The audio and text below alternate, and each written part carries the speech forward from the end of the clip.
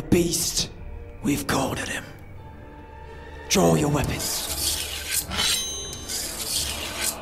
Prepare yourselves. Charge!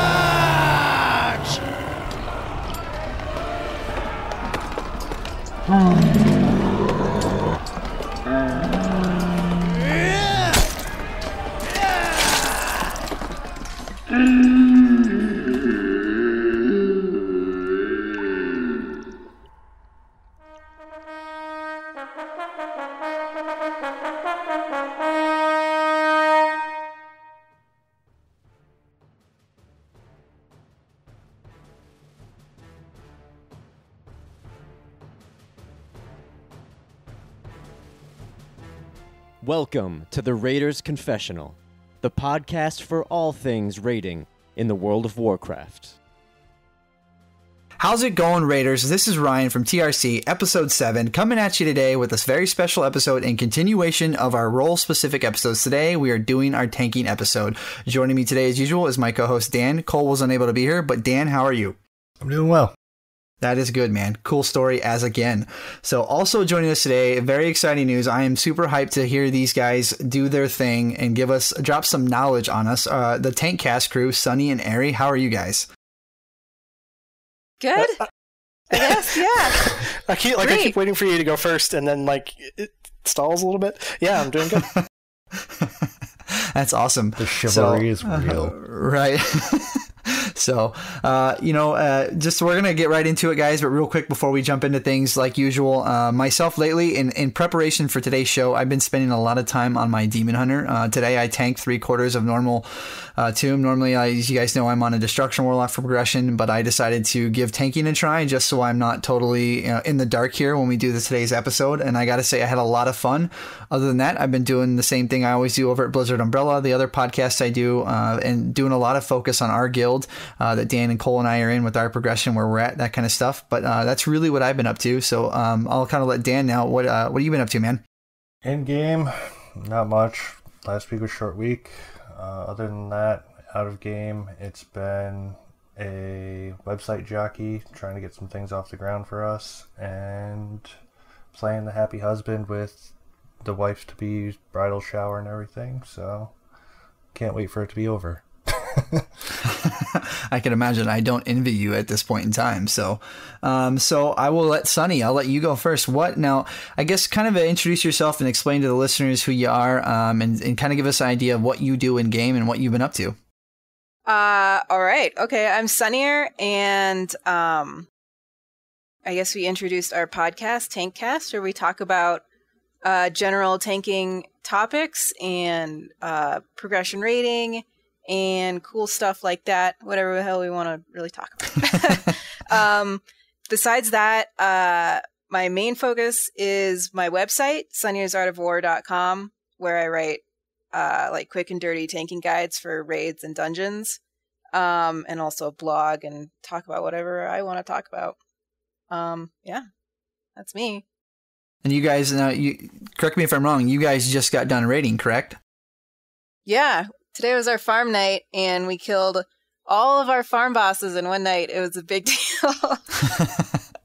Yeah, I think most guilds, I don't know how you guys do it, but we're 2 nights a week, 3 hours at a time. So that's kind of our point of measure of when we finally progress past a point, where it's really on fire, is if we can clear everything in a night. So I feel you there. Arielle, I'll let you talk now. Introduce yourself and what have you been up to? Hey, so I've been... Obviously, we do the podcast that we've been doing for actually longer than I usually think about. So, do you know it's been almost 2 years? It's kind of crazy, or over 2 years even. Yeah. Other than that, obviously, we just finished raiding, killed everything that were all of heroic, obviously, and then the 2 mythic bosses we killed last week. So that was exciting. Other than that, I used to have a blog. But it became too much work to continue writing for it on top of running a guild. For those of you that don't know, being a GM is actually a lot of work. So, and it takes up a lot of time, and other things tend to fall by the wayside. Basically, the blog was a casualty of being a GM. And That's pretty much about it. I used to do blog and Guardian Theory Crafting. Like I used to do Guardian Theory Crafting like in detail. I don't do that anymore because again, casualty of being a GM. And now I kind of just do sort of like general assessments. It's really easy to do once you understand the basics. It's like really easy to do assessments of like minor changes because you know what the baseline is and you know what the change is, and you can tell whether the change is a big deal or not. That's all I really do now. And then, yeah, that's pretty much it. Cool. Well, so I guess let me ask you guys this. You know, some of our listeners may or may not have heard of you guys and the work you do. How did you guys like get your start? Because I know you just said you guys have been doing this for a little over 2 years now. That's pretty impressive. You know, so yeah, how did you get your start? I guess I'll take this because I probably can explain it better because Sunnier came in partway through, so I can kind of cover the start. So the podcast itself, I originally started with Thek because we had this idea. He was like a paladin. He was a big paladin theory crafter, super smart. Okay. He was basically the primary tank theory crafter for a long, long time. And in BlizzCon 2013, sounds about right. We hung out a lot, and we came up with this idea to have a show about tanking because we both like talking about tanks, and oftentimes talking about it is easier than writing about it. So we're like, hey, we should actually start a show. And like it was kind of a joke at first because we were talking to Celestial at one point, and I was like, hey, if Thek and I had a show, would you could you come on and we get an interview? And he was like, yeah. I'm like, oh crap, means we have to do a show now.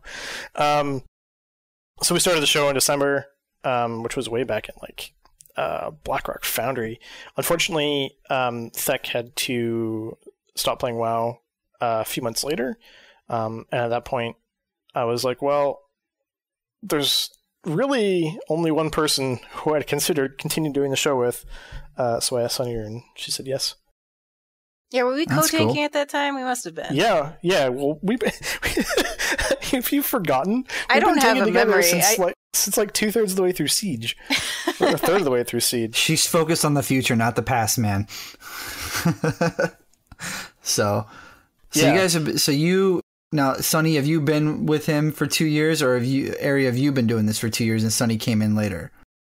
So it started December of 2014, I guess.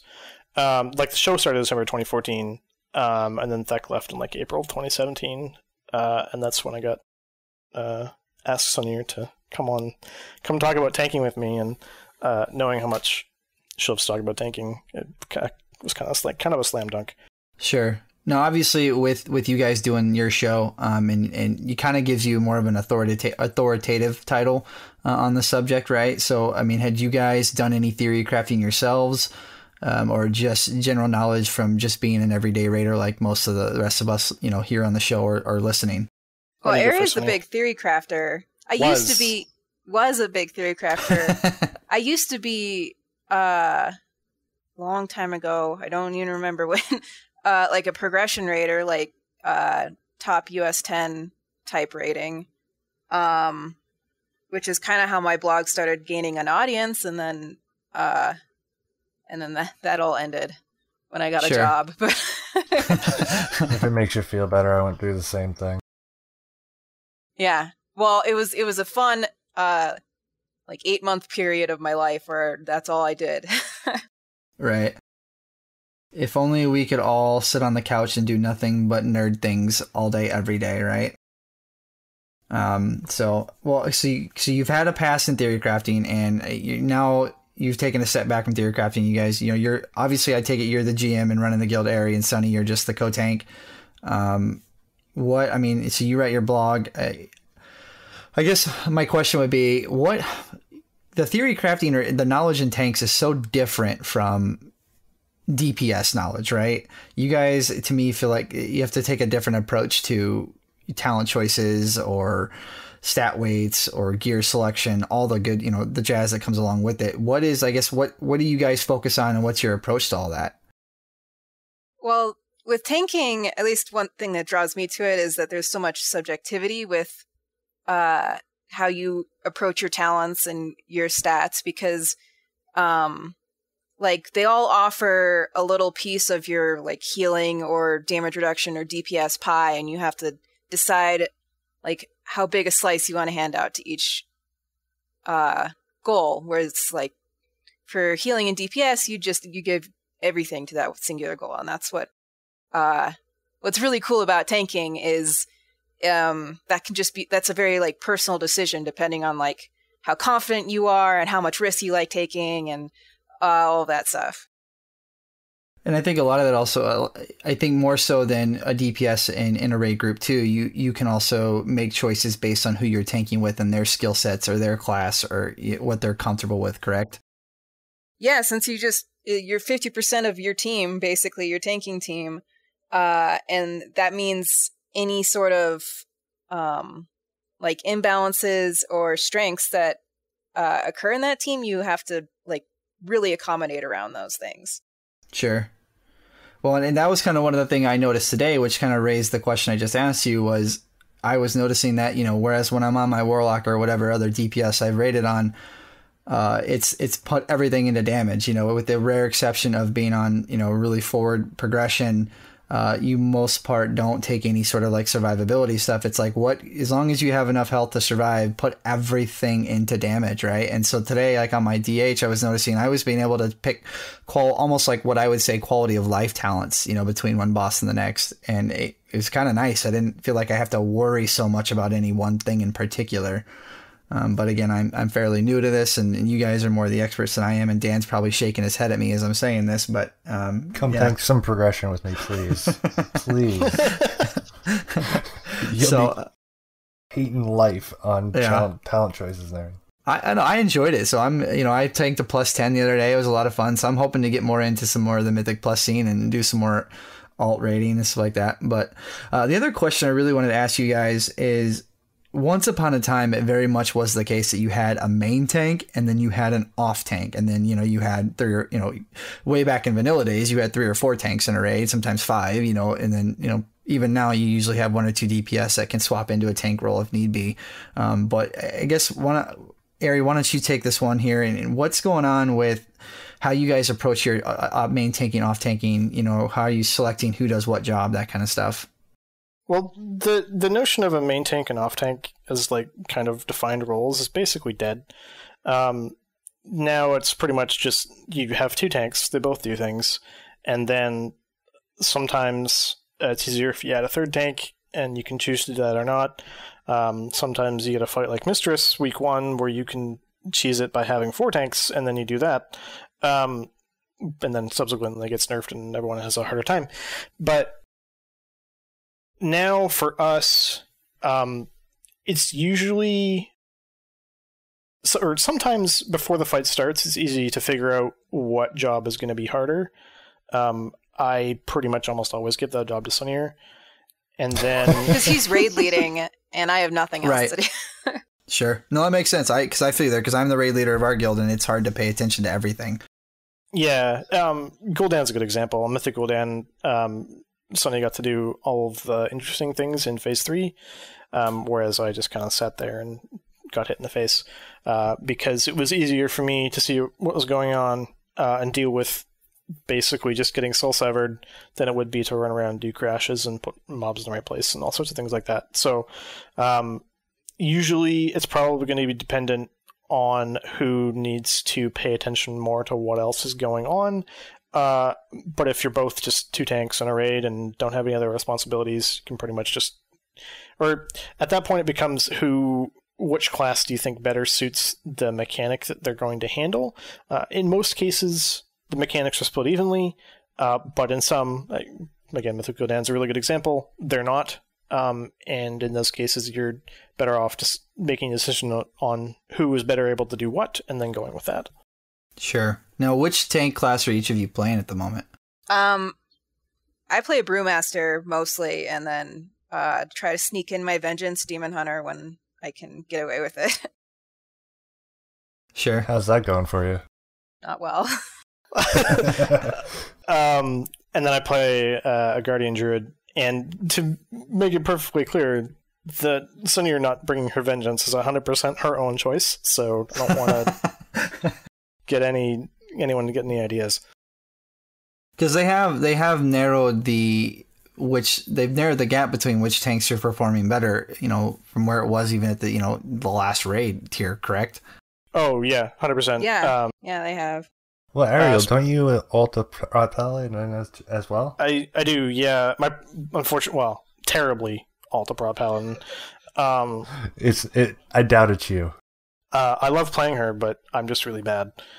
And I think, yes, they have definitely narrowed the difference between the tank specs. Also, the damage profile in Tomb is like almost a complete 180 from Nighthold. So different tank classes are going to be doing better just purely because of how the damage profile changed. But yeah, the gap has significantly narrowed, for sure. Yeah. Sure. The big deciding factor for me was my Demon Hunter has terrible legendaries. Like, she has no raid legendaries for me. One that will sort of pass, despite me playing her more often. So, Monk it is. Well, and that's so funny you say that because we finally went down the rabbit hole that is the legendary discussion last episode, and that's been a discussion. I've been doing another podcast. Right. Well, and that's just funny you say that. It kind of is ironic that we're this far into the game and people are still succumbed to the legendary wall, so to speak, But I guess my next question would be, in moving forward with today's format, would be, in looking back to Emerald Nightmare to now, how has tanking been in Legion, and then how is tanking even like now in Tomb compared to Nighthold for you guys? Well, so tanking in Legion, Emerald Nightmare was really weird because it was the first. Well, it wasn't even a tier. It was like the first raid instance, and then it was paired with like this super difficult, super extreme raid of Trial of Valor. Like it went from there was like one I'm kind of waffling on what actually was challenging in tank to Emerald Nightmare. The super dangerous thing for tanks in Emerald Nightmare is primarily Ursoc, and then you go from that, and everything else varied depending on what your strat was and what you were doing. And then you got the Trial of Valor, which had like 3 encounters in a row, which were super punishing to tank. And it's like really bizarre. And then you get to Nighthold, where the thing about Nighthold is it kind of depends on when you did each boss. Like, we were very slightly behind the curve of like doing things pre-nerf. So we were doing things like the week after they got nerfed, or a couple weeks after they got nerfed, and it was a very different experience for us than guilds that were like a month or even 2 weeks ahead of us. But my experience in Nighthold was probably outside of Gul'dan. It was like a giant snore. Oh yeah, as far as like tank damage. Yeah. There was a lot of cool mechanics in Nighthold. I really liked like the tank jobs that weren't being hit in the face. But there's always like the weirdness of Nighthold's damage profile, which is just so much magic damage, put like weird pressure points on, or illuminated pressure points for a lot of tank imbalances, which was just kind of distressing. Like if you play any, like a non-brewmaster or a non, at that time, druid, like the 2 magic masters, it felt really bad. Come on, Prot Pally has SOTR. I mean, they all have stuff, but I mean, you compare it to like these 2 tanks that just always have magic damage reduction all the time. I know. I just had to bring up the Pally again. I mean, Prot Pally actually didn't do too badly in Nighthold. It was probably like square in the middle, which is where like, everyone should have been, with Brewmaster and Druid like being on the far upper end, Warriors being at the very bottom, and then DKs and Vengeance hovering somewhere around Prot Paladins, depending on who you ask. For Nighthold, anyway. So, so then I guess let's move on to what has Tomb been so far for you guys? Have you guys been liking it? Is it rough on tanks, easy on tanks? Is it a snooze fest? What's going on with you guys here in Tomb? I feel like normal and heroic are kind of a snooze fest mechanics wise for tanks. Like it feels like each boss just has like one or two things to really pay attention to, and sometimes like that's it. You have a couple seconds of just not doing anything, and it's weird. But Mythic has been a lot of fun, and has like the damage has been actually challenging on Mythic. Yeah, it's way different. Everything, like, so I guess you have to bear in mind that we're going into heroic completely overgeared, so a lot of fights are going to be super easy from our perspective. Pretty much the first fight that actually did real damage to us was Avatar. And that was mostly just a surprise thing, and once you got used to it, it was fine. Mythic kill Jaden, or it's not Mythic, Heroic kill Jaden is no joke. You have to be prepared, or Felclaws will basically just kill you. So, but once you prepare for it, you know how to recognize it and what to do. And then in Mythic, it's definitely, the tank damage is very real, as they say. Definitely way different than Mythic Nighthold. Like you're taking 3 million melee swings from Mythic Goroth with no active mitigation up. That's a lot of damage. And then you get like 5 stacks of bleed on Harjtan, and you take like 3 million, 4 million a tick or something. This is actually making me want to get in there faster. It's no joke, man. And no, I'm actually being serious. I agree with you. It's no joke in a good way. Yeah. And it's very different. Like having to actually care about using your defensive abilities that early in a raid instance is very unheard of. I don't want to say unheard of, but like there's a word for it being unusual for sure. Well, I gotta know. A stark change in a good way. I forget what the word is, but there's a word for that. Sunnier, how often are you dampening harm on these earlier bosses? That's what I'm really looking for. I don't take dampening harm for those bosses. Even better. She just told you you're a noob, Dan. No, I basically baseline it just because I rarely ever run Mystic Vitality, and I don't really feel the need for the healing elixirs, so that's a good sign, because I more or less sit with it stagnant for most of the fights, so I really should take healing elixirs. There are places where it's useful. I just pick the other talents for the I've always 3 fights you've been doing so far. An uh-oh moment type button, so yeah, there aren't really too many of those in the first few. It's mostly just like pretty consistent incoming damage, and not. I mean, there are bursts, but they're and you have to plan around them, but they're not like. What am I trying to say? They're not like a. Oh, what's a good example? They're not like a slam on what's his face, Croesus. Mm-hmm.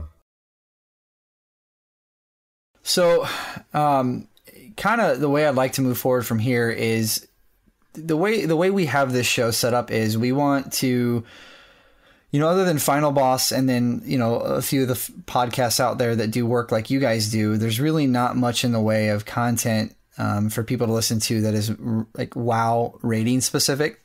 And so we've designed this show in such a manner that we're looking to provide the listeners a look into what actually goes on in a progression group, and so like in our early episodes, we first just introduced to the listeners what progression rating was, and then from there we did a 3-part series of how to get ready for progression rating, how to deal with being in the middle of progression, adjustments that kind of thing. And then at the end of, okay, you finished a tier of content, you're waiting for the next tier of content. What do you do in between? You're done raiding and you're waiting for the next thing. What do you do?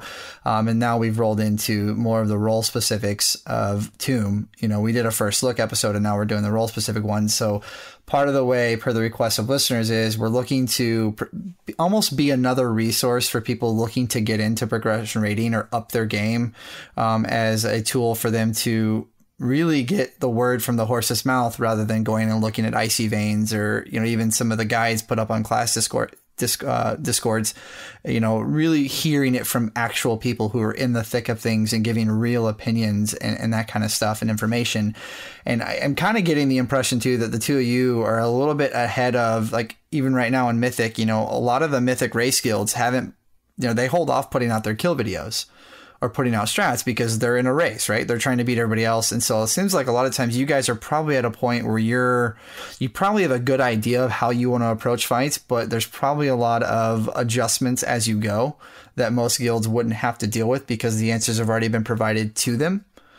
And so I'd like to take a second where, and I'll definitely let Dan take the reins here because the three of you are the tank experts today's show.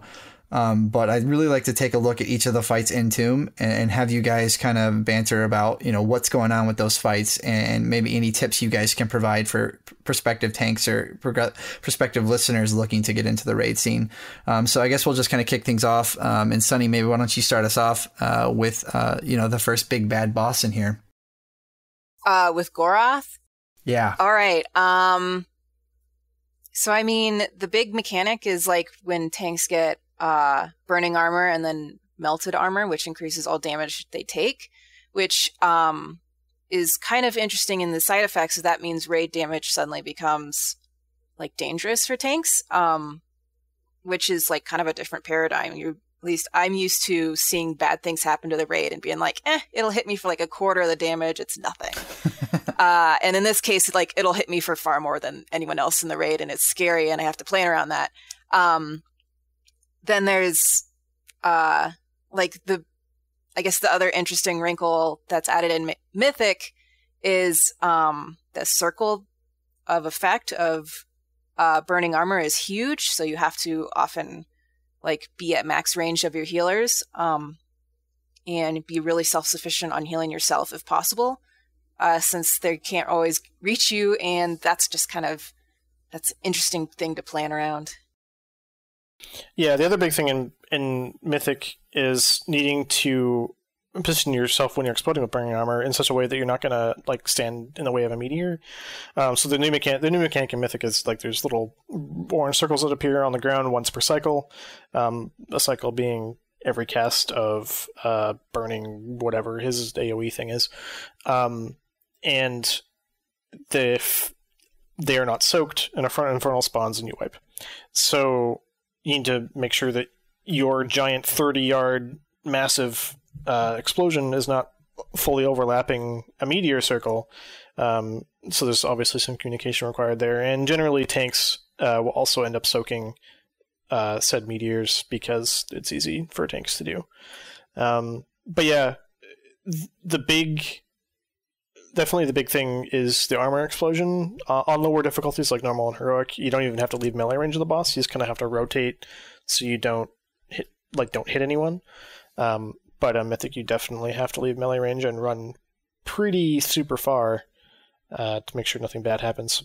Well, it sounds like we've been taking the wrong approach on normal and heroic then, because we've been getting the hell out of there. I mean, there's nothing wrong with doing that, but you can most definitely I've stay been in used to melee range. XP and everything, so it's just like, debuff, get out. Yeah. Well, it's funny you say that because that was the first thing I noticed when I was tanking today. And my normal was I was running away because any seasoned raider knows just get the hell out of dodge, right?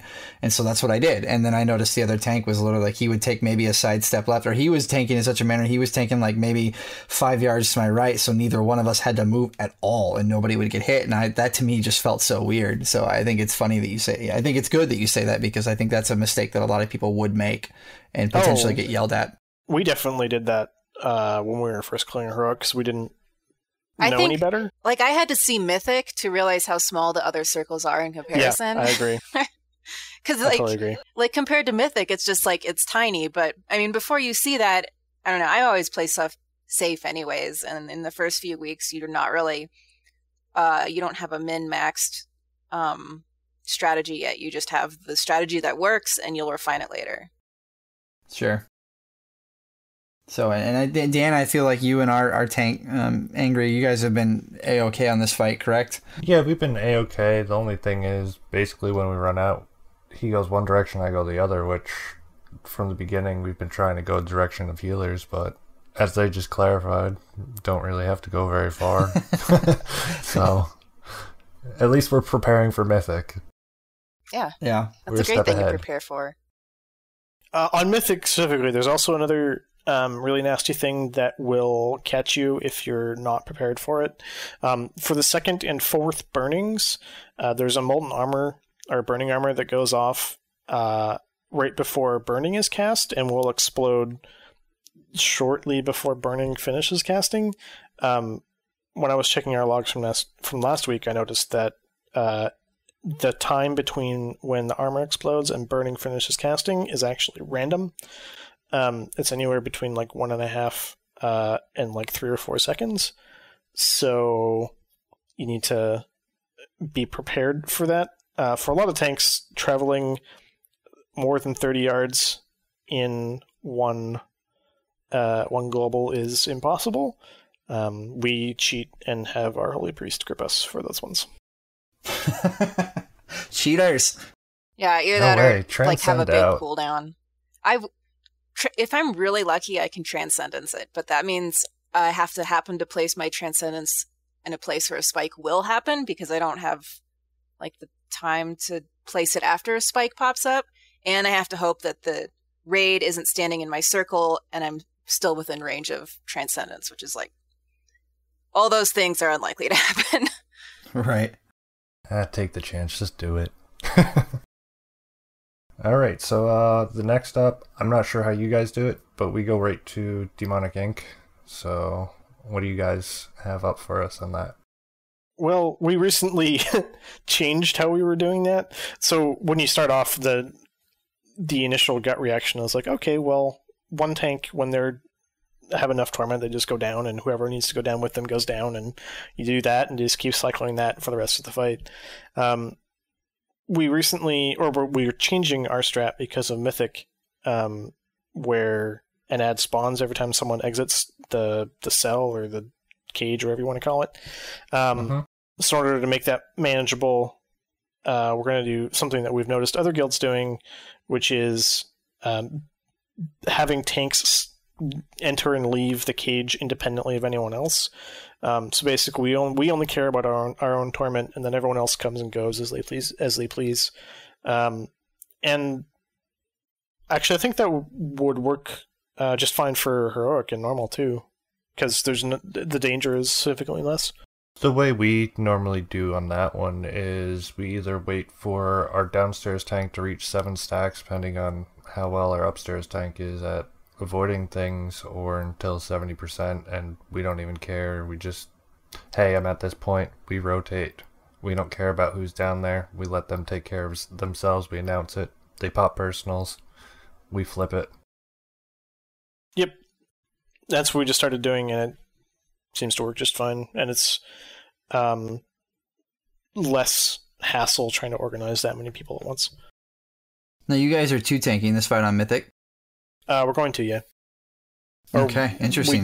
We started that last week, and we're just going to continue doing it. How do you actually choose your battles with the 2-tank, 2-tank, 3-tank? Because for us, we're more or less ignorant and say, nah, we got this 2-tank, and more or less we prevail, but sometimes we hit our heads. We almost always try to 2-tank stuff because it's more interesting. That's my motivation. Because once you bring a third tank in, that means like there's hardly any mechanics to do, and I zone out and die from something stupid. So I like your theories. Pretty much. That's exactly, because we get bored, and normally the third tank, in most cases, doesn't do anything special enough for us to care. And that has been pretty much... I can't remember the last fight we actually 3-tanked. Renfarrell? Did we 2 or 3 tank Zul'Harak? We 2 tanked that, right? Yeah. Yeah, I can't remember the last fight we 3 tanked. I know we have 3 tanked fights in the past, or a fight. I just can't remember what it was. Yeah, it was a long time ago. Yeah. Well, and I guess coming from a raid leader's perspective, my personal opinion is it typically sways in the direction of, I feel like if we run 3 tanks, or even in the case of healers, if we run 5 versus 4 healers, that's a DPS loss, and especially on progression, that can definitely hurt you. I feel like I would rather take the upfront brutal 10, 15 wipes or whatever of learning the mechanics and in learning to deal with not having that extra cushion of, whatever respective role you're looking for that cushion in, to have things go smoothly and be able to beat the boss and the DPS timer, rather than have that cushion and just constantly come up against the, oh man, I feel we got to find more DPS. That's my personal opinion. I don't know if it's always right, but that's kind of how I view it. I mean, that's probably the right way to think about it. That's not how we think about it. All we care about is how fun the fight is and whether or not we actually desperately need that 3rd tank. Right. I'm usually just stubborn and don't want to do a 3rd tank, so... Well, and look at how many times, Dan, you and I in our group has been in progression, and we've had those moments where people have asked for that cushion and we've adhered to it. And then later on, it's like, we've proven at some point or other we didn't need it. And it was, and to speak to Sunny and Ari's point, it is more fun. It gives people more things to do. And I think it also at the same time, it does set you up better in the long run, especially as you go through the respective difficulties from normal all the way up to Mythic, Mm-hmm. So that's just my personal take on it. With Demonic Ink, didn't we have people that were crying? We did. We did. And even after we got our right, and even after we got our progression kill on it in heroic, I had people whisper me, we should have used 3 tanks. I'm like, why? We just killed the guy with only a few people died and a flux rate of like 25 plus people. Like, I'm not too worried about it. We ran 4 healers, 2 tanks, and a few people died. Fine. And it wasn't ever a tanking issue. It was the stupid spikes. The ceiling is, the only direction from here, and, so things will keep getting better. So, but I'd like to, in spirit of time, keep moving here. So, what is the 3rd boss in y'all's line of progression? Harshtan. So I guess why don't you walk us through that? Sure. The only real thing on normal... okay.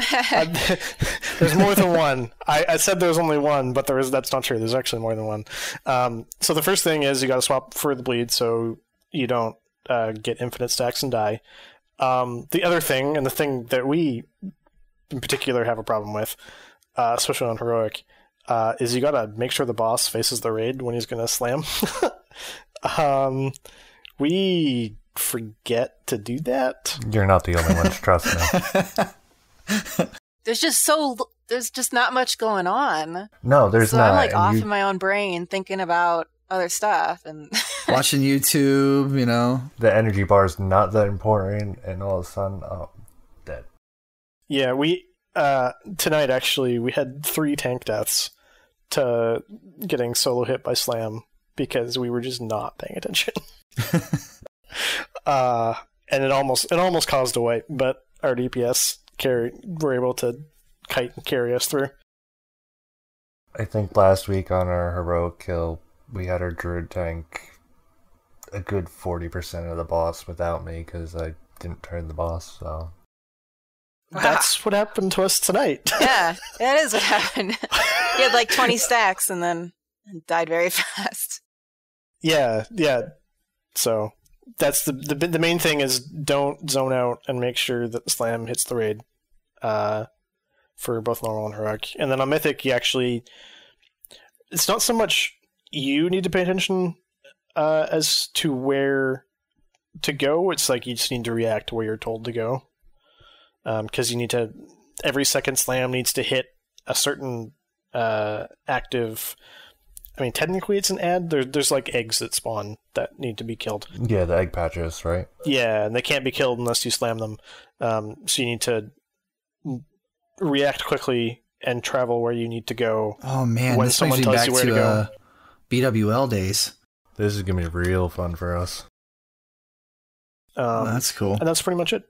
For Mythic, it's really the only difference for Mythic. I mean, and, other than the, everything hits harder thing. Sure. So I guess from there, what would be your next boss do you're you go looking to to go after? Sisters or do you go to Mistress? No. Oh no! Well, normal and heroic, we do Mistress because it's right there. Obviously, we haven't killed anything past, or we haven't gotten past Sisters yet on Mythic, which is the 4th boss. So, and then so we go from there on normal and heroic to Mistress, which, from a tanking perspective, is like actually really boring. Yeah, there's Burden of Pain, which requires a really fast taunt swap. And then ads that you pick up and everyone else takes care of stuff. I honestly think the biggest pain in the butt of that fight is finding out which side everyone's going to follow you to when the whale jumps, basically. Yeah, and hoping they follow. When the raid splits, it's bad juju, because I've yet to figure out a way, I'm going this way to this mark, and there's no real direction because it seems like it just rotates around the room. Yeah, I don't know. We just kind of go the shortest way out. We try that, but sometimes the druid tank goes one way, I go the other, and not friendly. I mean, I guess the danger there is she casts Burden of Pain before the whale jumps, and then you run into problems. I don't know if that does overlap. I don't know, because we always go the same direction because I just follow the boss. So, and vice versa, I imagine. So now you said you follow the boss. I guess Sunny is the one steering the ship at that point. She's dragging the boss in a certain direction and you're in tow. It just depends on who has it. Aye, Captain. Yeah. Sure. I'm really good at shadowing Ari when I'm not tanking, because he's the raid leader and he always knows where we're supposed to go. It's a skill. I mean, following the tank is generally not a bad idea in most cases. You'd think.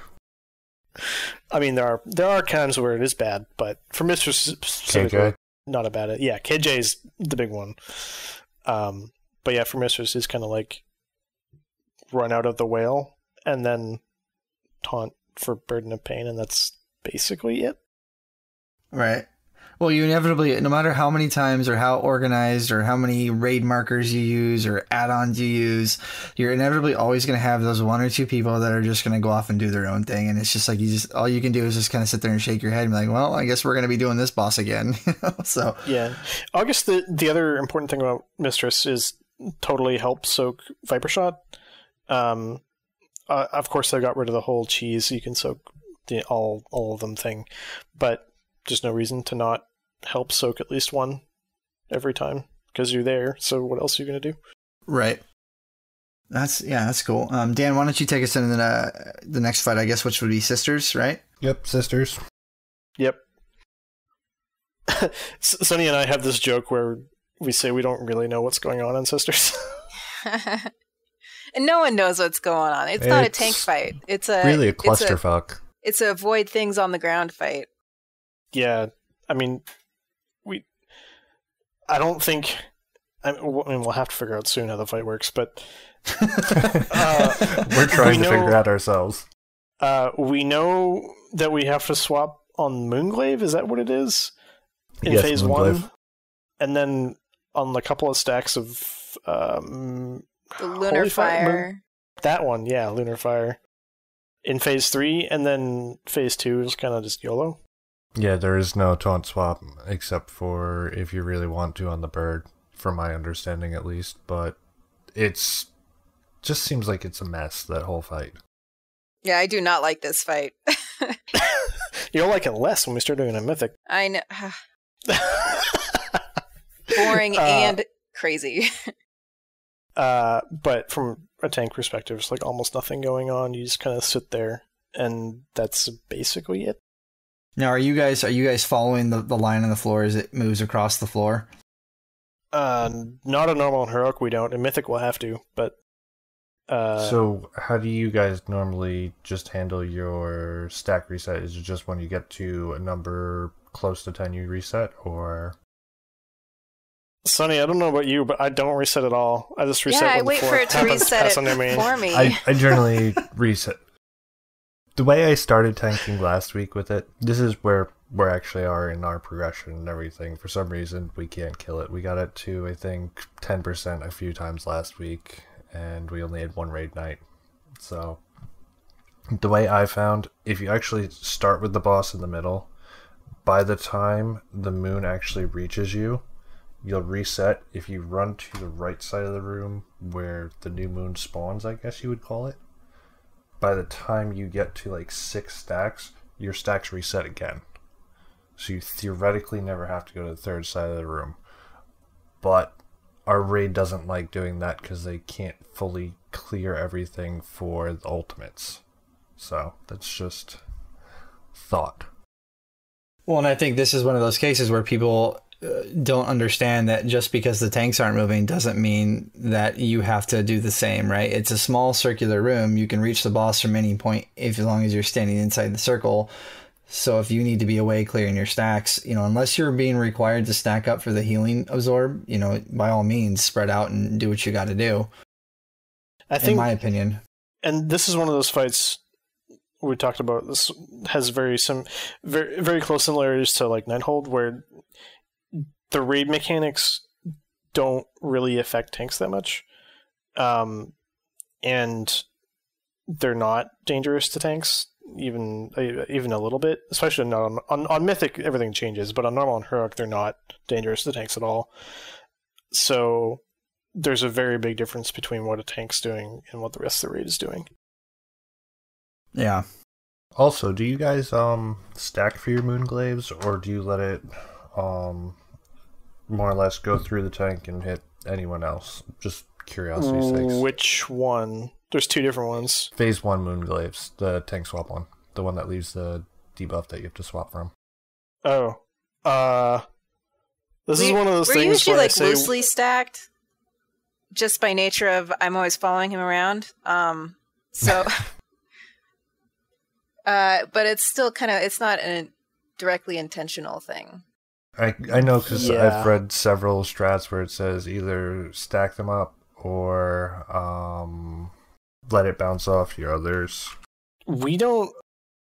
So this is gonna be one of those things where I say I don't really pay attention to what that does, and we've never needed to do anything funky with it. Fair enough. That's probably a bad thing. Well, I think some of this is like we overgear this fight on heroic, and we haven't seen it on Mythic. So, like, our experiences are just our whole raid takes less damage, and our whole raid deals more damage and does more healing. So we don't have an opportunity to actually be need to be challenged by these things because everything is covered. So yeah, it's really hard to say. Like, we'll have a way better idea of what we should be doing once we see it on Mythic. All right. And I think that's kind of where our group is at with Heroic is, we have been building a guild from scratch since, in the end of Warlords looking to start off in Legion. And, since day one of Emerald Nightmare, we've been working towards, being a Mythic progression guild. And, we finally got there in Nighthold, and now we're here now. So I think right now in Heroic, we don't technically we outgeared normal, and half of our raid outgears a lot of Heroic. But I think we're finally getting to that. Well, we also have a situation too where a lot of us, myself included, have switched mains and had to start over with gearing. But I think unlike your guild where you outgear it, we're finally up against that wall of okay, this is where our gear says we should be at. Yeah. So things hurt, and it is a bit more of a progression in the Heroic. Sure. Yeah, that tank stack is more for your raid's health than yours. That's more or less was my question. But if you're out gearing it, it probably wouldn't even matter. Yeah, we don't pay attention to it on Heroic. We probably will end up having to on Mythic, but we don't right now. All right. So on that note, we're gonna move to my guild's favorite trash pack of all, going towards Desolate Host and the orbs that are oh so shiny and put you in Never Never Land. Yeah, we were kind of, when we were doing or covering Tomb of Sargeras off for Heroic, we were also joking that we don't really understand this boss either. But Sunnier, since you were downstairs the entire time, I don't know what happens down there at all. Nothing really happens down there. Yeah, you get hit by a spell you get hit by a for like target 3 dummy. minutes. And that's it. It's a target dummy down there. Okay. I mean, it's basically the same thing up top. It's kept the damage as physical instead of a spell, so... Yeah, but you can do stuff against physical. The spell is like... We sit there and I tank have it to the 20% face. stagger. It's not enough to purify. It's not enough to care about. I mean, that's fair. That would imply I actually do anything against it, but that's more of a, again, outgearing it thing. And then there's ads, which, I mean, you kind of tank them. The little ones, not so much. Well, I mean, on Heroic you do, because they're up for much longer, or up for as long as it takes for you or whoever to get a scream on them and break the shield. But then otherwise they just melt. And then you kind of just ignore everything else until the dude spawns. The dude. Yeah, Green Margar, I think. I do like that part. She likes And to they- reuse skin. I like and I like then- the Sundering Doom and the Doom Sundering. Like, it cracks Oh, me God. up. I thought it was so cheesy. It's so great, though. I hate that. I like the idea of like being able to see each other kind of in ghostly forms and yeah, the tech there is really cool. I like that a lot. And then I like the fact that you have this, like, you're effectively split into two phases in the same physical location, and there's things that some of you can both see and some you can't. I think that's all really cool. But from a tanking perspective, this fight is like unbelievably boring. You just kind of sit there for like 2/3 of the fight, and the last third you taunt this thing back and forth, and that's basically it. Yeah, I mean, I know this show is definitely, you know, our topic today is tanking, but I got to say, me personally, and definitely coming from a raid leader's perspective, I like this fight because it forces every single person in your raid to participate and do the mechanics.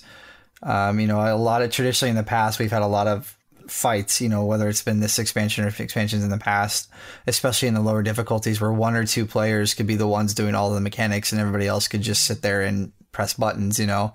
But the fact that people have to jump in and out of realms, you know, get rid of bonds, you know, or get rid of their debuffs on top of ads in a different realm that they can't really see, you know, all those types of mechanics, forcing players to pay attention to mechanics, I think really will shine in your guild of who is set up for doing raiding and who isn't, especially when we're looking to get into Mythic next, where it's going to be much more important for people to participate and do their jobs. Yep, for sure. No, I totally agree with that.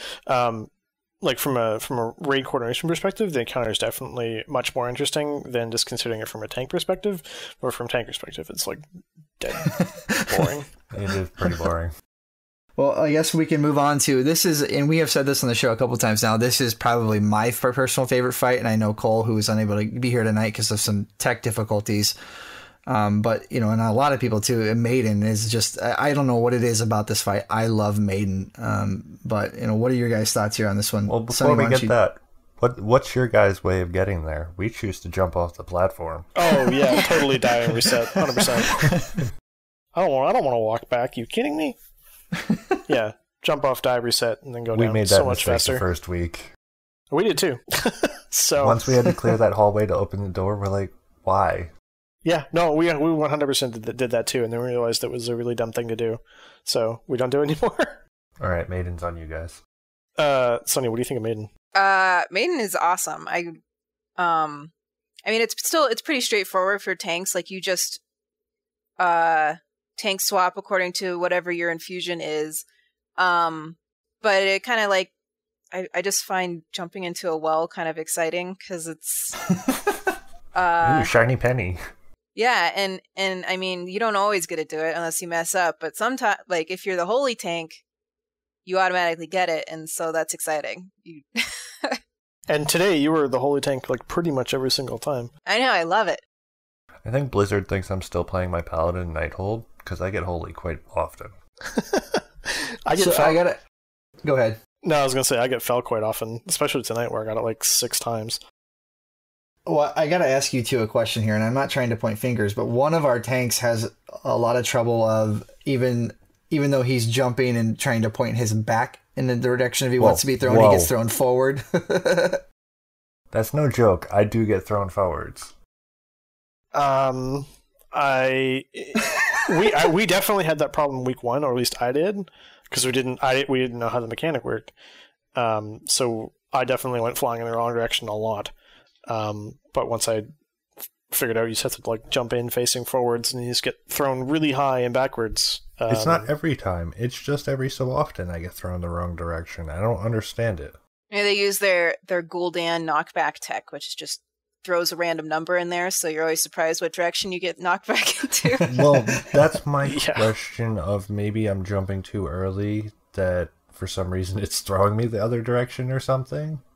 I haven't figured that one out, but when it happens, I still can transcend and save it sometimes, so... Otherwise, I get to do a nice run.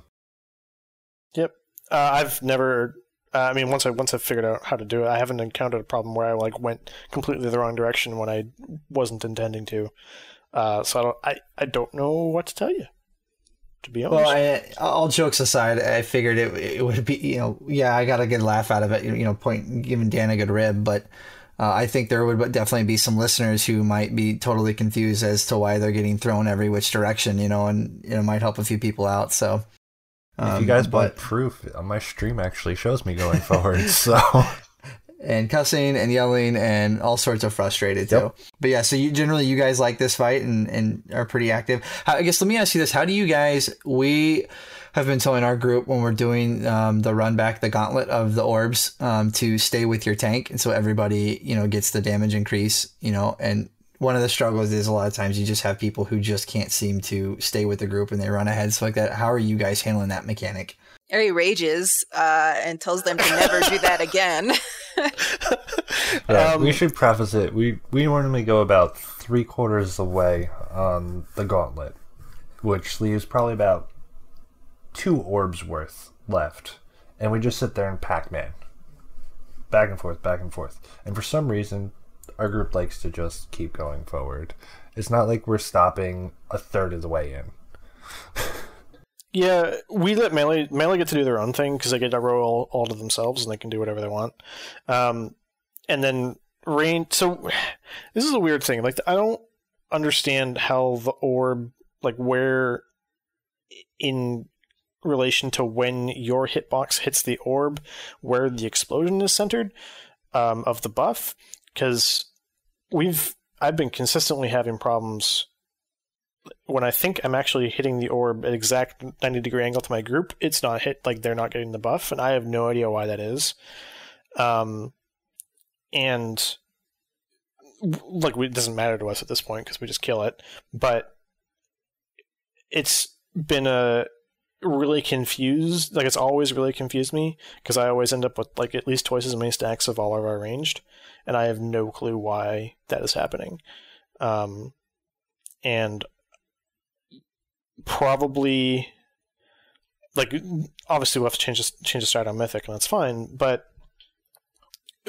and I think for normal and heroic, most groups will probably be fine if they just, even if they're ranged only get like a 4 or 5 stacks, like everything will be fine.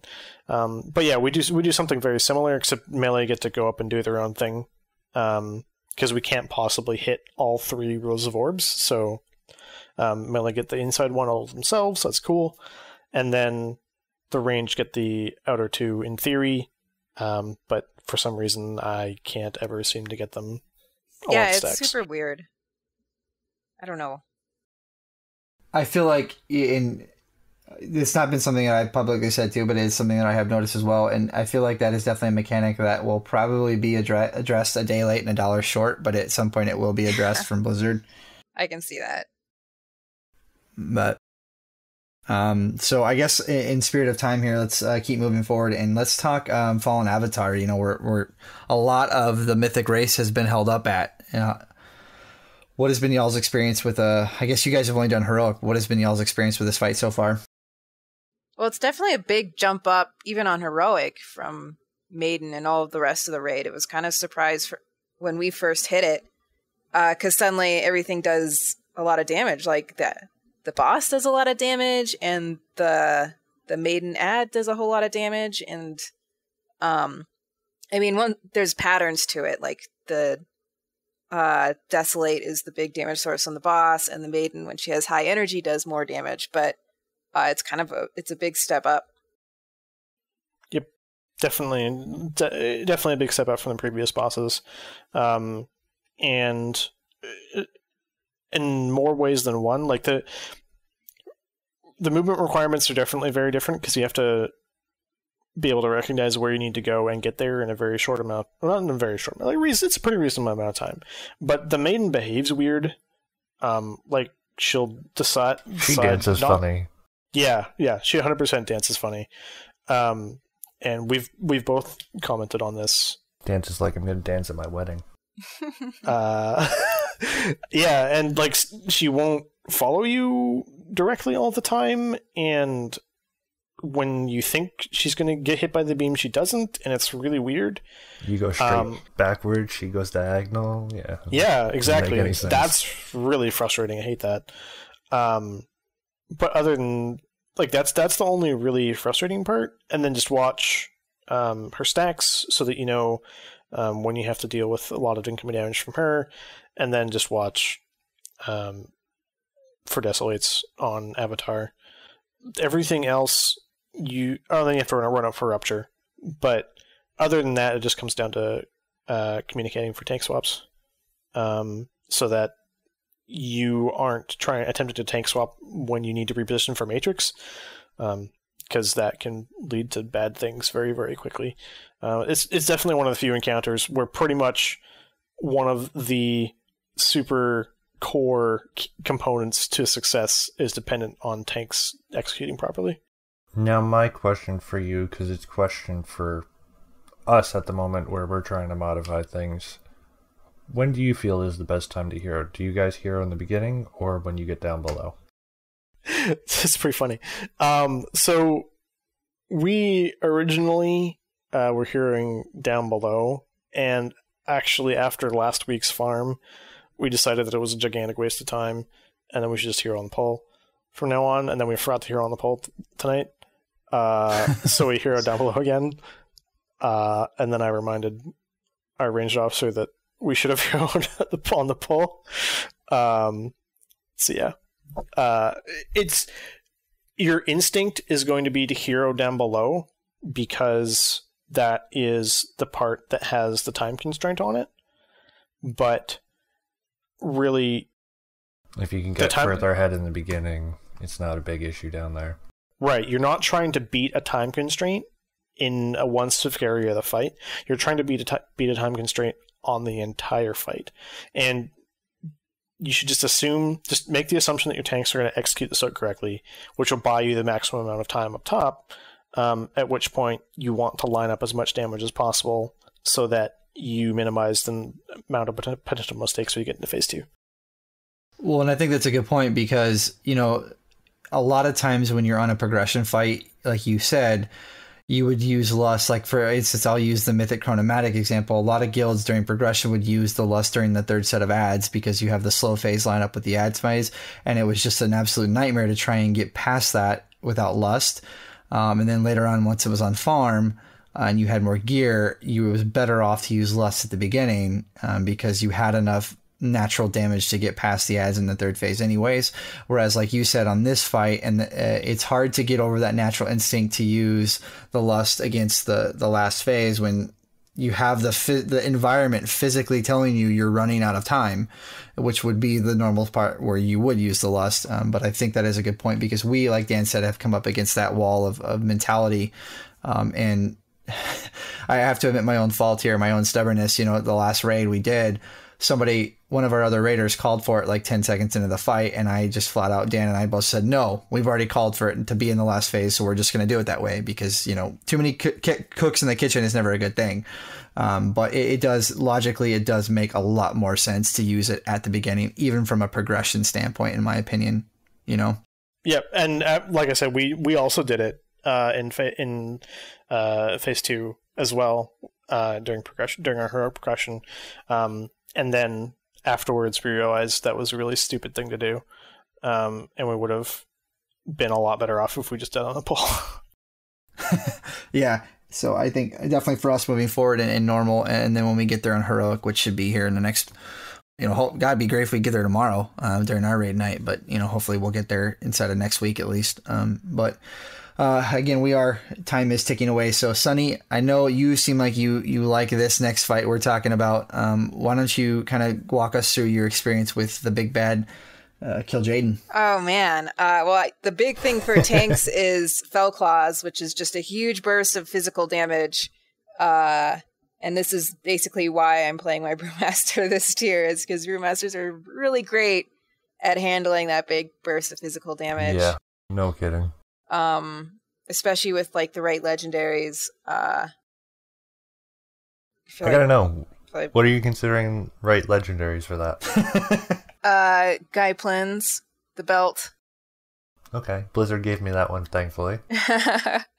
Timed properly, it does a huge amount of healing with Fell Claws. Like, you don't even need... you do need external healing, but you can top yourself off with a single Purify from that sucker. Yeah.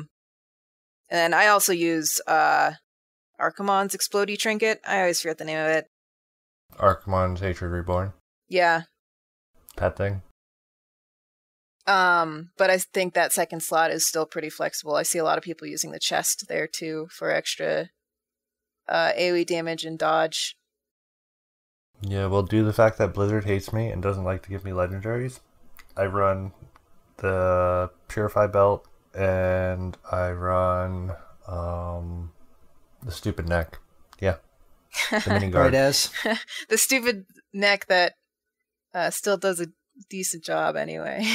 The mini guard. Yeah. So I got to ask before, and I certainly want to hear your opinions on the rest of the fight too. But I feel like you brought up a really good point. And going back to what we spoke about earlier in terms of Blizzard has done a good job of narrowing the gap between what tanks are performing the best versus the ones that are performing the least. I feel like, and I was really sad I didn't get a chance to get to him on my Demon Hunter today, because I feel like this is definitely one point in the raid where you're still seeing a little bit of hesitation from the community to bring certain opening a can of worms. Well, and I know, and I want to, because I feel like this is good discussion, because I feel like this is definitely in this raid a point where people are still hesitant to bring specific classes because of their inability to perform as well against the Fell Claws. What are your thoughts here on this one? I definitely felt this on my Demon Hunter. This, Kill Jaden is the one fight on Heroic I have not killed with her, and it probably will be a while before I do, just because the disparity, it's basically comparing the best tank at this, or tied for best tank, with someone who's gonna struggle no matter what. So it's a rough comparison to come out with when I have two equal characters. But it is another fight that really illuminates characters or classes that don't have a whole lot of burst management, and especially you need physical damage reduction that entire fight. If you're soaking Armageddons with Fell Claws, a Demon Hunter can't do that. A Brewmaster can. So there were some stress points there too, and I understand the community's reluctance still to bring some tank classes, because it's a really hard fight and there's a lot of places for error, and you want to eliminate those possible places for error, even if that means making a tank sit. And it's worth noting that prop paladins also can have issues on KJ purely because their health pool is so low. And the damage from Fell Claws ramps up so high. They're not like a warrior where you just basically auto block the entire thing, and who really cares? They pretty much just have to rely on Shield of the Righteous for each one. Maybe paired with Goak or AD if they're lucky, or ideally, if you're lucky, you get the legendary that reduces the cooldown on your artifact ability, and then you just use that for everyone and you're fine. But the problem is that if you're not that lucky, and if you're a prop paladin and you have something dumb, let's say the legs, like the Avenger Shield legs, and I don't know, some other, and like Cephas's or something. Like the legendaries my prop paladin has are total garbage. Like if she would get flattened by KJ in a heartbeat, and that is also kind of concerning. Obviously, people who main prop paladin and like have all the legendaries are going to have less of a problem. Just like, and in Sunnier's case, it's not really even her fault because her demon hunter has far fewer legendaries than her brewmaster somehow. But that will definitely play a part. And when you have something that does that much damage in that small window, you can't reliably handle it. Like Guardians of Brewmasters basically just cheat. Actually, so do Death Knights. Like they all basically just cheat. So do Warriors because they can block everything. So the one when you can't cheat, which is the case for every hard encounter, you get dropped down the totem pole. Yeah. So the other point I wanted to talk to you guys about, and I know you mentioned it, which is another point where in my research for these fights is to a lot of guilds want to run 3 tanks here to help deal with Armageddon. And our group, as much as I'm sure Dan would like me to give the go-ahead for him to help deal with Armageddon, we don't have our tanks help with Armageddon. You know, we have a 5-man rotation, and then we usually have our Holy Paladin in the backup wing for Armageddon, and we usually do okay. But how are you guys handling Armageddon? Sunnier gets pretty much all of them. And really? I get like 1 or 2. There's only 2 super dangerous ones that overlap with Folklaws. And those we do just fine on. I think, yeah, you get a GS and I just eat it. Because you also have an ad at that point. So you get a GS for that one, and then I just eat mine. So a lot of guilds definitely use an immunity rotation for those, which is totally fine, and I would not be surprised to see a lot of guilds progressing that way. The only real reason to bring a 3rd tank for KJ is if you desperately need to split Falclaws. Otherwise, there's so many classes with immunities that setting up an immune rotation for the Hale, which is the big tank one, makes a lot more sense if that's not something you can do, or not something you can have your tanks do. And obviously, there's a big variance from class to class. Like Brewmasters and Guardians do it super easy. Sort of DKs. Warriors obviously have a huge problem because they can't block it. So they just eat the face. Paladins are also really good at doing Hale because they have so many get out of jail free cards with immunities and stuff. Right. Demon Hunters just get hosed. Like you have no cooldowns left on your Demon Hunter. It's just yeah, you're basically just hosed. And then Demon Hunters definitely get the short end of the stick on that, 100%. And that's kind of why I wanted to ask it, because it is the way it is. So I guess let's talk some of the rest of the fight, and how you guys like it and what's going on with you tanking it. I mean, it's mostly just Falclaws and Armageddons. My particular thing that kills me the most often is Rupturing Singularity knockback. Because if I'm not prepared... Do you have a triple tracking it as well? Well, I have everything, like, all my countdowns and bars, like, I have that one super emphasized, so that, because I keep messing it up and, like, forgetting to put my Transcendence really close by. I wouldn't say, like, timer tracking. I'm saying location tracking. Our range lead calls out where it is every single time. So it's, for me, I just remember where it is, although I cheat a lot of the time, so it's not really fair. I know, Sunny, most of the time you get your Transcendence down, or like just tonight, you had a pretty close save with Transcendence. Oh, it always looks terrifying when I do it. I've actually never thought about Transcend saving there. I've always done it on Maiden, but never there. Thanks. I use my demonic circle on my warlock to the point where I don't even bother where I'm sitting, because the second it hits, I just hit my demonic circle and my character is right where he needs to be. Yeah, but you're not staring at big red thighs the whole time. Well, I'm just making it a point, like, put your transcendence down and you'd be good to go, you know? You have to be super fast with transcendence, though. It's really fast for me. It's like a shift mouse button. Like, I mean, the issue for me, if I don't hit it immediately after the knockback, is I'm out of range of my transcendence. And since it's on the GCD, like, I basically can't hit something right before the knockback and then hit transcendence immediately after, because otherwise it's the same thing as the tank challenge where you get knocked out of range very quickly. So how do you guys like the fog of war mechanic? It's dumb. Hate it. Really? Yeah, it's stupid. But I mean, so tell me how you really feel. I mean, so that was like the initial reaction from like progression me was like, this is stupid and I hate it and it's really bad. Ooh, it's dark. But the reason it was that way is because, or the reason, and thinking about it, the reason I felt that way is because we were just bad at coordinating and identifying where to go. And once we got better at it, it doesn't matter anymore.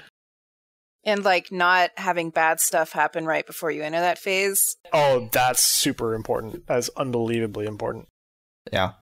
Yes. That's one of the things I always emphasize is making sure before we go downstairs, get everybody topped up. Get everybody topped up. On Heroic, there's a really bad transition that you either need to beat, or you pretty much, you don't have to beat it now.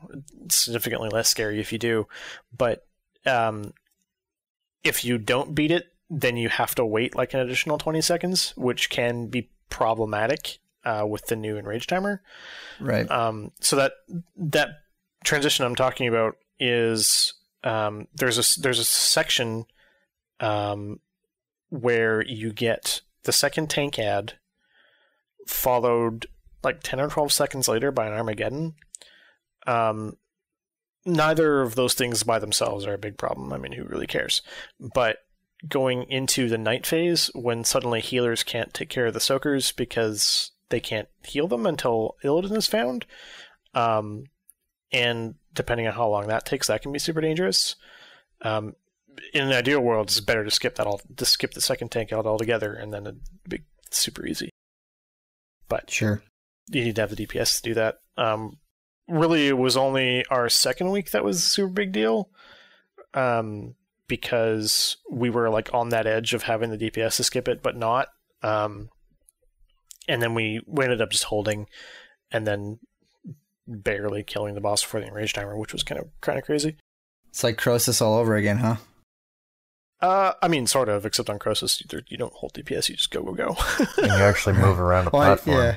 I guess I was just alluding to the fact that almost every early progression kills I saw of Croesus guilds were like beating the very last second, Yeah, I mean, that's how we did it too. We our first kill was like basically as the last bridge was breaking.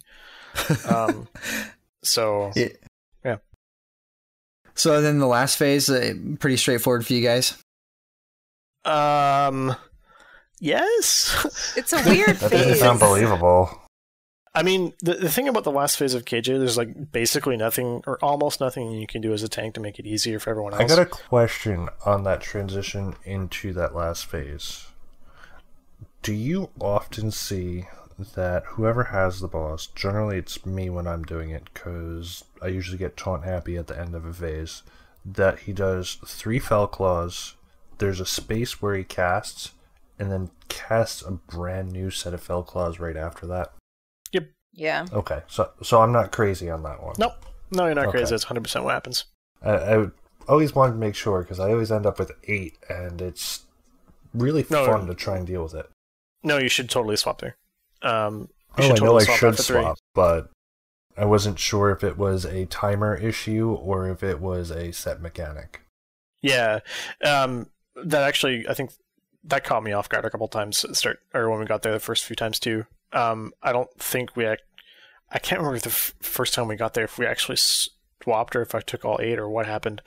But we definitely that was something we had to beat in our heads. Is that first one's always going to be really short, and you need to make sure you swap it after it. And it's the same thing for the first one after every darkness too.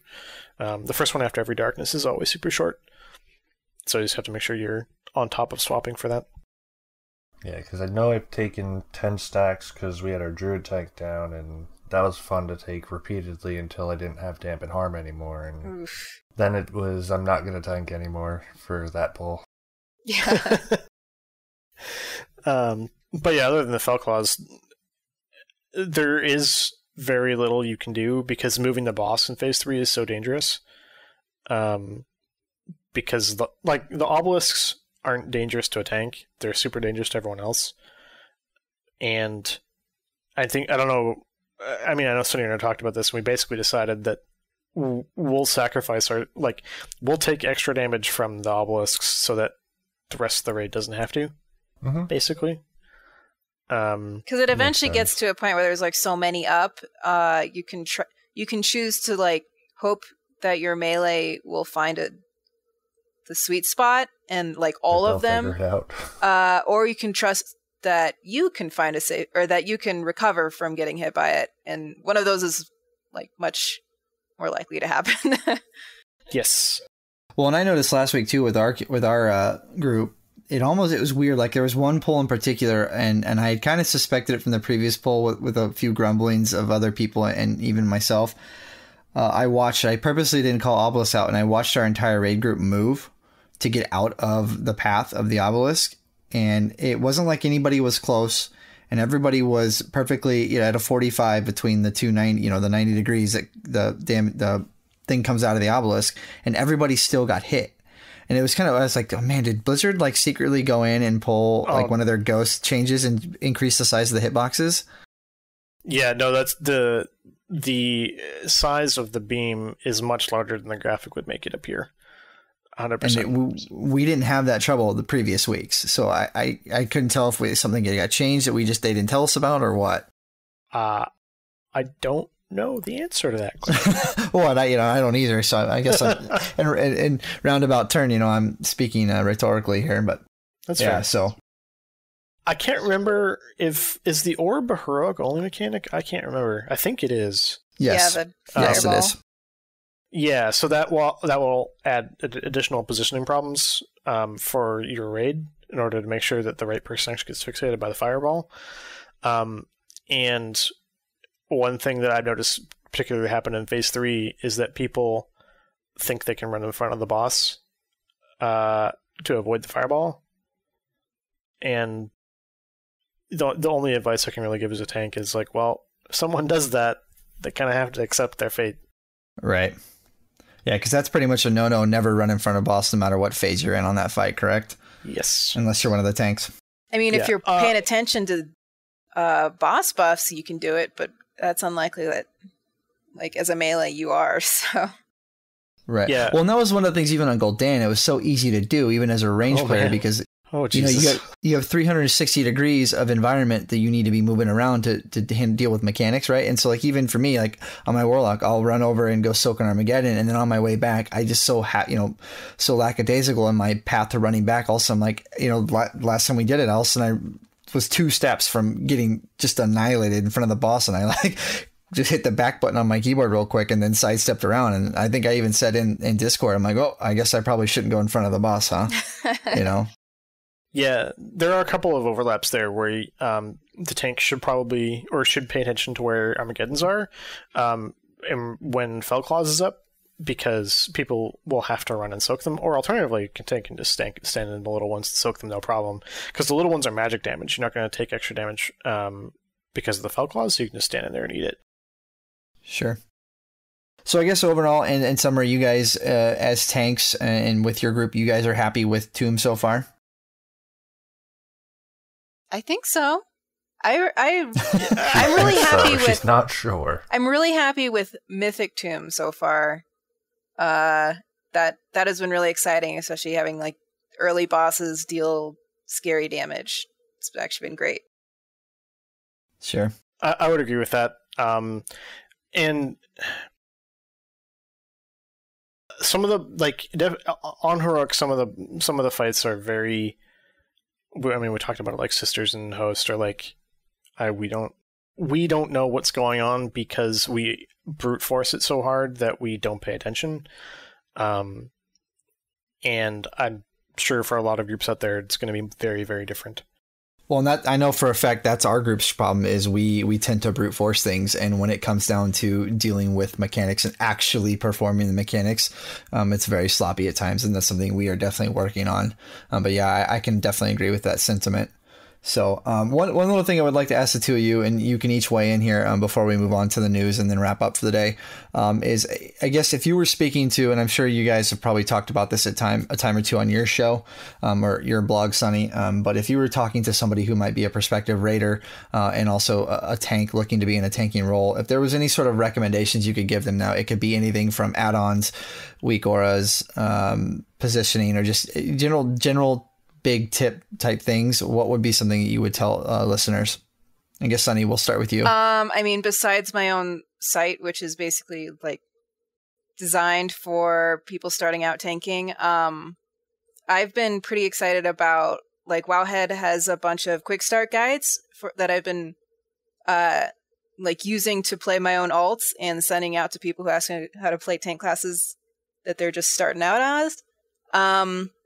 And those are pretty cool because it's just like there's no long list of like theory crafting you have to read through. It's just like, just start with this and then go do that dungeon, and it's great. So cool. And what about you, Ari? Getting one of the things you'll probably run into most as a new tank is that you have a lot more of a variety of buttons than you would say as a DPS, for example. Because, I mean, as we talked about really early on, like DPS are only really concerned about pressing the buttons that make them do more damage, right? Whereas it's very possible that you'll get overwhelmed with the number and variety of different buttons that do both things that keep you alive and then things that do damage and generate resources for you to stay alive. Definitely the quick start guides are 100% a good way to start. Just learning basic things about how to do how your class works. And then, as always, like the best way to learn is just by doing, right? But you don't necessarily have to start with super hard content. Start with like super easy things like time walking dungeons if you're just leveling up, or doing easy dungeons like heroics while you're still learning how your class works. And then as you get more confident, start doing harder and harder things. Also, soloing older content is a good way to push yourself a little bit without having requiring a group of people there with you. And force you to understand the class deeper as well. Yep, totally. I feel like Mythic Plus is a great tool for that as well. Yep, they both are. The difference being one requires 4 other people and one doesn't. Right. So if you're interested in learning a lot about how to use your toolkit, then attempting to solo old things with whatever you're comfortable with is definitely a good way to do that. Now, are there any add-ons that the two of you feel like as a tank that you just like either one of you can live without? Weak auras. I literally, my entire UI is weak auras. So, like, that's the one. I could live without everything else. Ryan, that sounds familiar, doesn't it? Yeah. Yeah, weak auras are basically the best thing ever. Yeah, weak auras 100%. Like, designing a UI that suits you and communicates, and that you're able to consume the information from and react to quickly is like one of the most important things you can do, no matter what you're playing. So weak auras let you do that.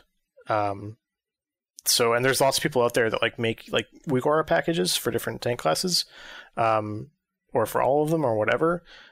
Those are definitely a good way to start. So you can start somewhere and then maybe tweak it to what you want it to tell you or how you want it to look. But definitely WeCores, 100%. Yeah, I gotta say that's my go-to is WAGO for those packages on every class I play. So I can definitely agree with you there. Ari, I'd like to maybe throw this next one at you. You seem to be the most excited when we were talking just before hitting the record button. But why don't you go ahead and let everybody know what's coming our way with this Mythic Dungeon Invitational? Yeah, so we had a bit of this last year where Blizzard had the college groups come together and do a eight-way kind of like head-to-head dungeon race thing, and then like the winners got some money and there was a little bit of prize money thrown around. They're definitely amping it up this time around and opening it like really wide open. So you have 32 qualifiers. I think it's 8 from each region, and it's like this open qualification period over 3 weeks, where you try and go as high and far as you can in N+ dungeons. And if you're one of the top 8 for your region, you get to compete and maybe win a whole lot of money, which is really cool. And I know it's definitely been talked about that the PvE sort of competitive... I don't like using the... I'm not sure if I'd call it like esports in the true sense of the word, but like a competitive tournament style PvE experience is really hard to do in a raid. So obviously 5-person dungeons makes the most sense, and doing it with Mythic Plus, especially the way they did it last year, where they like had combinations of affixes that you wouldn't see on live, which were like in some cases truly just outright devious. I think that's going to be a lot of fun to watch. I mean, we're going to throw the caveat in there of like, well, until we get 32 groups running a Vengeance Demon Hunter, but we'll see. I'm looking forward to that part. I want to see Demon Hunters everywhere. I mean, let's be honest, like, Mythic Plus is like Vengeance's super strong suit. So I would be very surprised if that those 32 teams were not totally dominated by Demon Hunters. And is that just because of their AoE abilities? That and all of their utility is perfect for a 5-man. Yep. So it's hard to use in raid encounters because grip, for example, a lot of things are usually way too far away for grip. But in a dungeon, well, guess what? Everything is in nice little piles that you can grip together pretty easily. And silence, like an AoE silence, is huge in Mythic Plus. So, yeah. Now, for anybody listening who may not has had the opportunity or doesn't know that they can go and find where they can find this information, do we know when this invitational will happen and where people can view it or keep up with it? I don't have the dates off the top of my head. No, that's fine. That's fine. Not a big deal. I know the qualification period is like the last 2 weeks of July and the first week of August, I think. Yeah. And then I forget what the actual tournament is. Here we go. Finding news. Single day broadcast. September? Oh. Playoffs are in September, aren't they? Is there no date here? Okay, there's the qualification period. Beginning in September. There's no actual hard date yet, but sometime September, apparently. Right on. Cool. We'll definitely be looking out for that. Because I think that when you can bring an arena to a smaller focus, it really starts to put emphasis on individual players' skill sets. You know, you can hide in a raid, so to speak, and obviously as the difficulties increase, you have less opportunity to hide. But in Mythic Plus right now, I think the really good players start to shine through in Mythic Pluses. So I'm excited to see this personally. Yep. I mean, it'll be fun for the same reason 3v3 Arena is fun to watch. Like, you get to see that individual skill at a really high level, except from a PvE side this time. So it's going to be, I'm going to enjoy watching it. Now, have both of you guys been keeping up with the Mythic World Race? I mean, I check. Yeah. I check in on it from time to time, and I get to watch Stupeg stream while I'm at work, and pretty much I get all the news just from doing that. So sure. So I know, like right now, I've got Wild Progress pulled up, and I'm looking, and from what I understand, there's 6 guilds on KJ right now. 6 guilds on KJ. So kind of one of the things we've done so far since the race has started, just quick roundtable with where things at currently. Do we have it? Like, I'll let everybody kind of weigh in. Who do you predict to come out on top, and when do you think Mythic KJ goes down? Ari, I guess I'll start with you. I'm gonna pull a sleep bag and say it's gonna be either Method or Exorcist. As for when it'll be this lockout, I think. As for an exact day, let's go like Saturday.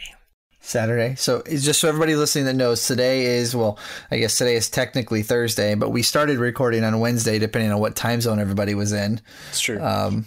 Okay. What about you, Sunny? I don't have really an educated guess. I mean, I would guess Method because they've been going really strong this whole tier. When do I think they'll do it? I will say next lockout. Lockout. Next Monday. I like her. Monday. I don't know. I'm just picking a random day. Next Monday. Next Monday. So that's my random guess. So the end of next lockout. Yeah. Interesting. I have not seen any streams, so I don't know how people are on this boss at all. Right. Well, it's crazy. Method had, what was it? How many pulls they had on Avatar? And then some of the guilds, right? And some of the other guilds that have just now recently down Avatar had like 800 pulls. So I can't even imagine what the pull counts are going to be on KJ. Maybe there's like a hidden final phase too. So that'd be cool. Right. And it might take longer to down if that's the case. I mean, they have a week and a half head start over pretty much everyone except Exorcist. So that's a big deal. And they're at the point now where lockouts are giving them gear. They're past the point of over gearing where they're at. So I'm with you on that one. I think the Method and Exorcist definitely have a distinct advantage at this point in time. So Dan, you want to kind of weigh in on your guesses here? I know you're kind of erring on the side of Sunny's guess with longer the better. I am, but I actually at this point just want it over. But I'm going to go with let's go with this Tuesday, right before the EU lockout. Oh, wow. Okay. I'm actually personally, I'm with Ari on this one. My guess is either later today or Friday. I think that the pressure's on, and Method is definitely hungry since Exorcist came out from behind it and stole the world first in the last tier. I think Method is definitely looking in a lot of guilds. I think that were contenders with Method and Exorcist included have either personally taken step backs or had some things happen, like we just saw with Limit getting a bunch of bans and stepping away from the race on this current tier. So my guess is Method, and I'm guessing they're either going to be later tomorrow or Friday. So well, we're already, I said we were going to try to keep things short today, and we've inevitably done what we always do and gone long, which is really hard to do when there's a lot of good things to talk about. And you guys, I think, have done a really good job, and I really appreciate you guys coming on. You guys have really provided, I feel like, what are some very expert opinions on things, and you guys definitely do your homework and your shit, so to speak. So thank you very much for coming on. We appreciate it. Before we take off, though, I don't know which one of you is the better one to ask here, but could one of you maybe let listeners know where they can find you guys in your respective ongoings? Well, okay, so my contact thingies, sunnyersartofwar.com. My Twitter is sunnyerbrew. And then you can find the podcast at some weird, obscure URL on the inkbear.com. I have a link to it on my blog. It's definitely, I know for 100% it's on iTunes. We were talking about before the show that apparently it's not on Stitcher. I know I put it there at one point. I guess it's not there anymore. But it's definitely on, I know 100% it's for sure it's on iTunes. So, and I will get all this information from you guys and put it in the show notes too. But do you have any personal contact, Ari, that people can find you at? Arielle EJ on Twitter. and that's pretty much the best way. I don't check the site. The site still exists. I just don't look at it anymore. Sure. Because it has to exist to host the podcast. But yeah, Arielle EJ on Twitter is the best way to talk to me. And then Dan, I'll always throw it to you. Where can people find you at? Same as always, JacksonGad1125 at Twitter and Twitch, in which I'm still looking for more time, but with this wedding, I haven't been getting it. As is life, right? So, as for myself personally, guys, you can find me at McIrish Gaming, both on Twitch and Twitter. You can also find me in the other show I do with my good friend Dusty Porter, where we talk all games under Blizzard's umbrella. Oddly enough, the show is called Blizzard Umbrella. So come on over, check us out. And as for us here on TRC, you can find us at our Twitter account, which is at _TRC podcast. And then also, you guys, kind of the whole reason that these role-specific shows have started, like I mentioned earlier, is some of you listeners chimed in and provided us with some feedback saying you were hungry for this type of content. So if any of you want to jump in and tell us we're doing a good job, we're not doing a good job, have some other things you want us to cover, by all means, guys, you can find us on our email account, which is theraidersconfessional@gmail.com. There's no apostrophe on the S. But you know what, guys, like I said, we're getting along on time here, and we really do appreciate Sunny and Ari joining us today from over at the TankCast podcast. They do a great job over there from what I hear, and I definitely plan on myself getting in here starting tomorrow. I have a job that I'm going to be spending a lot of time with headphones in my ears, so I will be queuing up a few of their shows to get some more insight so I can stop playing my DH alt badly. But so that's going to wrap it up for here tonight, guys, on the show. So with that being said, we will talk to you in the next episode. See ya. Yeah, thanks for listening, everyone. See you later. Yeah, thank you for having us. Send Cole some love, the resident crow.